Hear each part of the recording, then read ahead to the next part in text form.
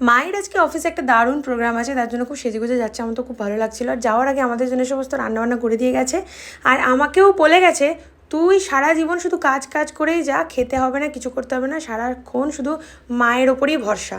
কী করবো বলো, কিছু করার নেই। যাই হোক, অফিসে চলে আসলাম, আর এই যে আমার সাইট নতুন কাজ হচ্ছে, তাই একটু ভিডিও করে তোমাদেরকে দেখিয়ে দিলাম। তারপরে মামুনি চলে আসলো, কারণ মামুনির কিছু আজকে চেক আপ ছিল, কারণ নেক্সট উইক মামুনির একটা ছোট্ট অপারেশন আছে। তোমাদের সঙ্গে ব্লগেও শেয়ার করেছি, তোমরা পারলে প্লিজ ব্লগটা দেখো।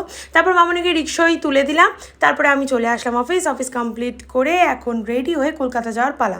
কুট্টুসের তো প্রতিবার একই সেম টাইমে ভীষণ মন খারাপ হয়, কিছুতেই ছাড়তে চায় না, কামড়ে দেয়, আঁচড়ে দেয়। তোমাদের কার কার বাড়িতে এরকম ভুট্টুরা করে অবশ্যই কিন্তু কমেন্টসে জানিও। তারপরে প্রচণ্ড বৃষ্টি শুরু হয়ে গেল নৈহাটির পর থেকে, আর বৃষ্টিতে পুরো কাক ভেজা হয়ে গেলাম। মানে স্টেশন থেকে রিক্সা স্ট্যান্ড, আর রিক্সা স্ট্যান্ড থেকে বাড়ি, যখন বাড়ি ঢুকলাম অর্ধেকটা ভেজা ছিল রিক্সা স্ট্যান্ড অব্দি, রিক্সা স্ট্যান্ড থেকে বাড়ি পর্যন্ত পুরোটা ভেজে গেলাম। গলার এই অবস্থার জন্য প্লিজ ক্ষমা করে দিও, তাড়াতাড়ি যেন সুস্থ হয়ে যায়।